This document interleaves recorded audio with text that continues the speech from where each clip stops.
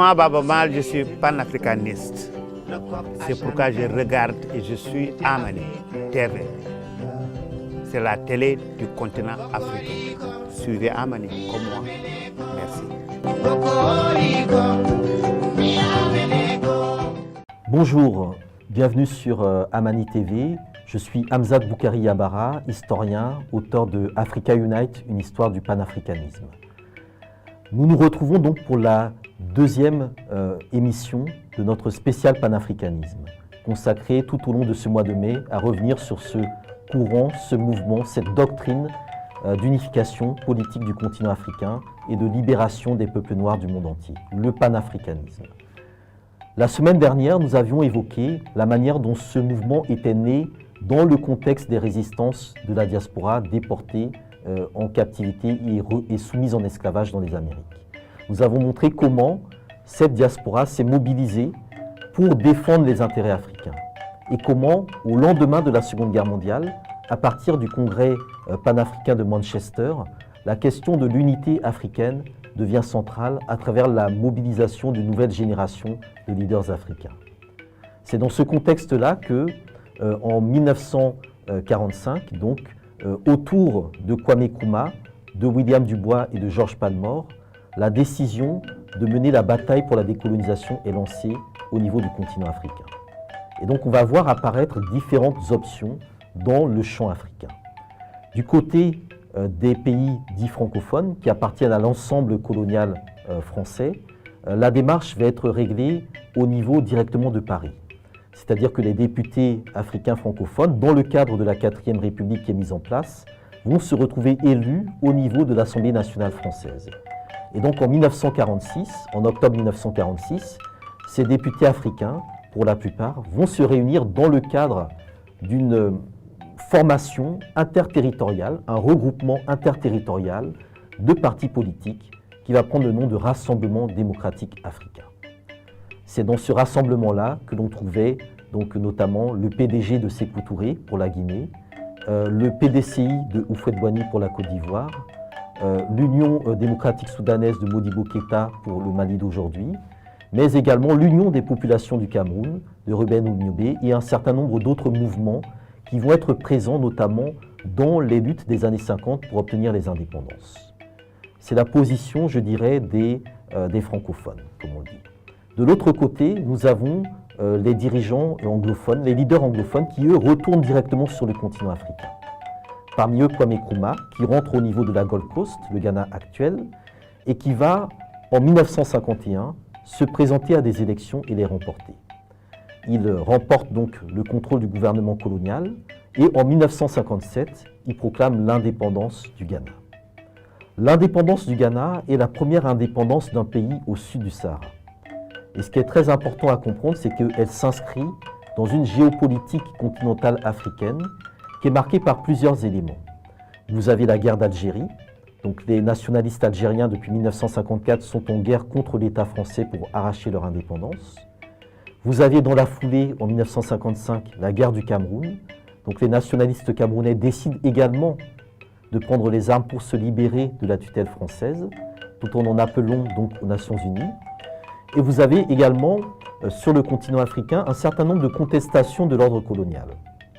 Et dans ces débats se pose la nécessité de fédérer les forces. Et donc la position de Kwame Nkrumah, lorsque le Ghana devient indépendant, va être de dire que l'indépendance du Ghana n'est rien sans la libération et l'unification totale du continent africain. Et donc l'indépendance du Ghana ne sera complète que lorsque tout le continent africain sera libéré et uni.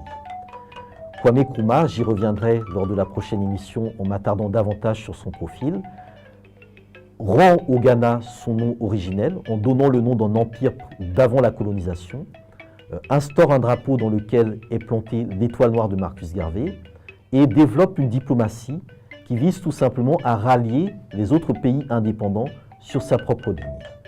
L'un des premiers pays vers lequel il est en lien, c'est l'Égypte de Gamal Abdel Nasser, qui, quelques années plus tôt, a pris position pour une véritable souveraineté économique en nationalisant le canal de Suez et en accueillant sur son territoire, donc notamment au Caire, un certain nombre de mouvements de libération nationale. Il y a également des liens avec la Tunisie et le Maroc qui ont pris leur indépendance également en 1956. Tunisie dans laquelle on trouve notamment une base arrière du FLN algérien, dans laquelle exerce notamment le médecin engagé Frantz Fanon.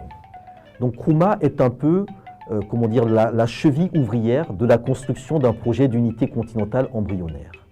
Ce projet va acquérir une dynamique particulière en 1958. Que se passe-t-il en 1958? Le général de Gaulle est rappelé au pouvoir en France dans le contexte de la guerre d'Algérie.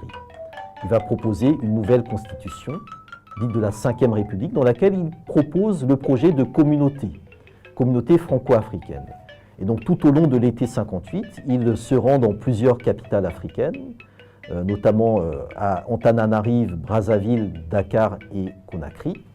Et lors de l'étape de Conakry, il y a une joute avec un jeune leader syndicaliste guinéen, nationaliste, Sékou Touré. Lors de cette joute, Sékou Touré dit très clairement que nous préférons l'indépendance dans la pauvreté à l'esclavage dans la richesse. Immédiatement, il y a une rupture qui intervient avec la France et la Guinée est le seul pays qui dit non au référendum et qui prend son indépendance le 2 octobre 1958. Immédiatement, le Ghana de Kwame Nkrumah va tendre la main à la Guinée de Sékou Touré en proposant d'aider la Guinée à rentrer dans sa nouvelle ère d'indépendance. Et donc le Ghana fera un prêt financier à la Guinée de Sékou Touré. Cette solidarité entre le premier État indépendant de l'Afrique britannique, coloniale britannique, et celui de l'Empire français, donc le Ghana et la Guinée, va être l'embryon de ce qu'on va appeler l'Union des États africains. Et ce qui va apparaître dans les mois et les années suivantes, ce sont plusieurs tentatives de regroupement de différents États. L'une de ces tentatives sera notamment la Fédération du Mali, entre le Sénégal actuel et le Mali actuel, qui ne tiendra pas très longtemps et qui amènera donc à l'indépendance du Mali, Soudan français, et donc également à celle du Sénégal. Une autre tentative était celle du Conseil de l'Entente, qui devait réunir donc la Côte d'Ivoire, la Haute-Volta, l'actuel Burkina, le Niger et le Dahomey, l'actuel Bénin, pour justement court-circuiter le projet de fédération du Mali. Donc on voit dans cette période un certain nombre de regroupements qui se mettent en place entre les différents États qui sont en train d'accéder à l'indépendance. Des indépendances qui, dans le cadre francophone, sont plutôt contrôlées par Paris, dans le cadre notamment de ce qu'on appelle les accords de coopération. C'est-à-dire qu'il vaut mieux que les anciennes colonies françaises, dont les intérêts français, restent liés à Paris, plutôt qu'elles s'unissent entre elles. Et donc on a, dans le modèle de décolonisation de l'Empire français, un certain nombre d'obstacles qui se posent au panafricanisme, qui est le projet d'unité africaine et donc de réunir les États africains dans un seul et même ensemble. Et la difficulté la plus grande sera ce qu'on appelle la balkanisation de l'Afrique occidentale française, AOF, et de l'Afrique équatoriale française, en une douzaine d'États indépendants, mais dont la souveraineté est largement amputée, notamment sur les volets économiques et financiers et monétaires, militaires, diplomatiques, politiques et culturels. Par conséquent, le défi de l'unité africaine devient de plus en plus compliqué. Et il va s'aligner sur d'autres enjeux géopolitiques. Le premier enjeu, c'est le soutien à la France ou pas dans le contexte de la guerre d'Algérie. Le deuxième enjeu, c'est le positionnement par rapport à la demande du Maroc qui réclame le retour à ses frontières d'avant la colonisation, d'avant le protectorat, frontières qui vont jusqu'à la frontière avec l'actuel Sénégal et qui inclut donc la Mauritanie et ce qui est aujourd'hui le Sahara occidental.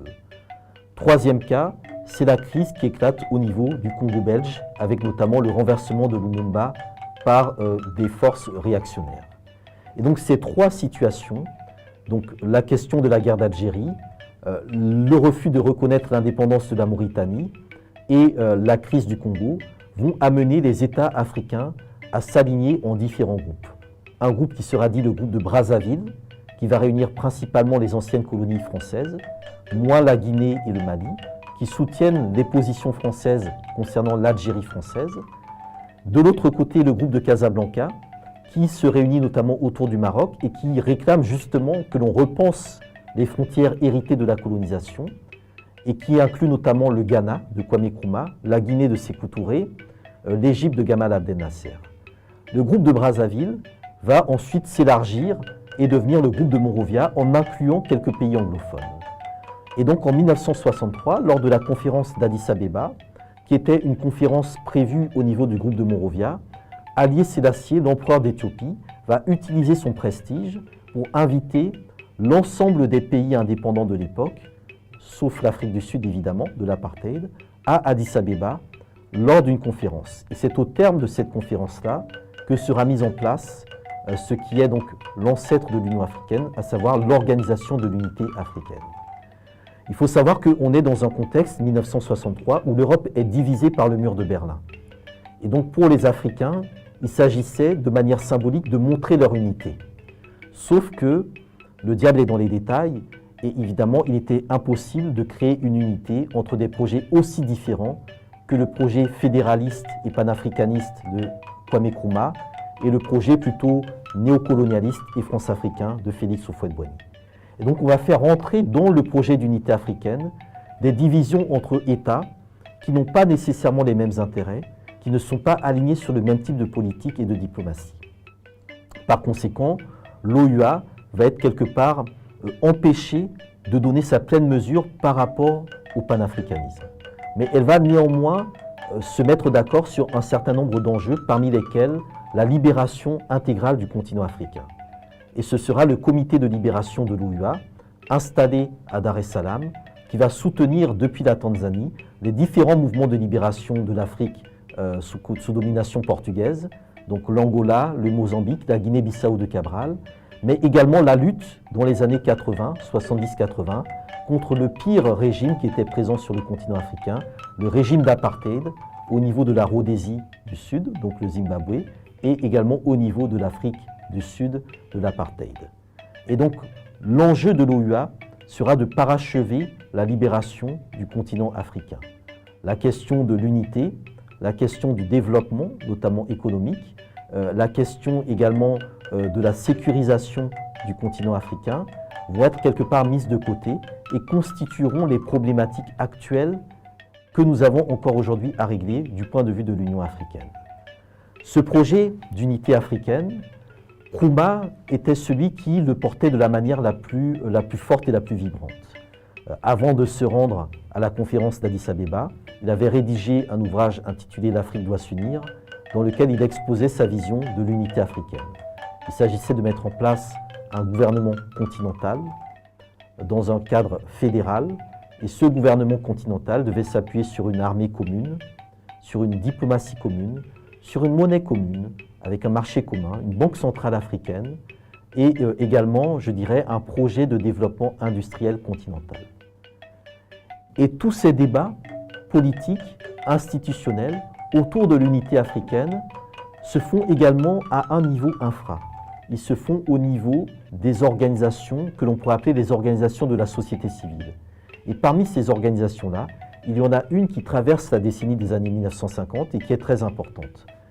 C'est la Fédération des étudiants d'Afrique noire en France, la FEANF.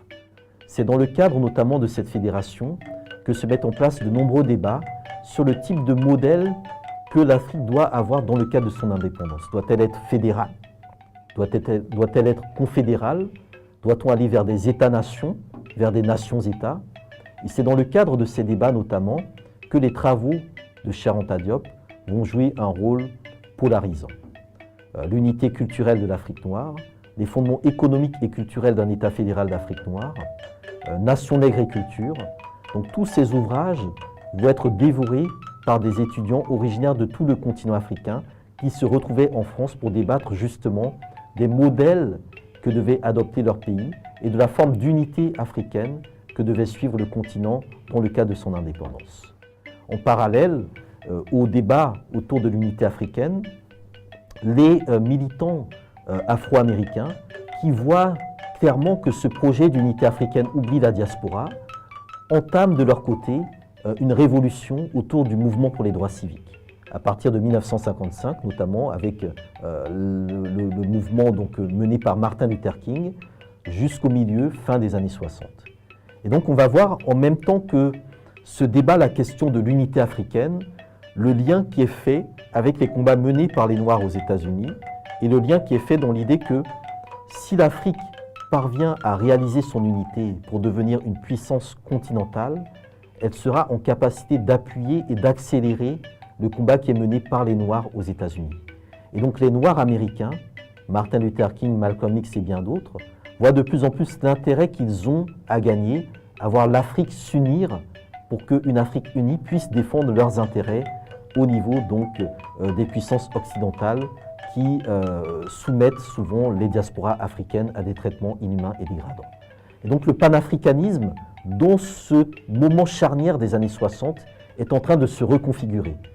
Il devient une logique d'État qui ossifie quelque part les enjeux révolutionnaires et en même temps il devient une logique, je dirais, d'organisation révolutionnaire qui tente précisément de renverser l'ordre établi et de créer de nouvelles dynamiques. Et ce sont dans ces cadres-là notamment qu'un certain nombre de figures vont, je dirais, traverser la longue histoire du panafricanisme et vont, entre les années 40 et les années 70, constituer, je dirais, ce qu'on pourrait appeler le panthéon du panafricanisme, c'est-à-dire les grands noms du panafricanisme, sur lesquels je m'attarderai lors de la prochaine émission de notre spécial panafricanisme. Chers camarades, chers amis, chères téléspectatrices et téléspectateurs, je vous remercie pour votre écoute et je vous donne rendez-vous la semaine prochaine.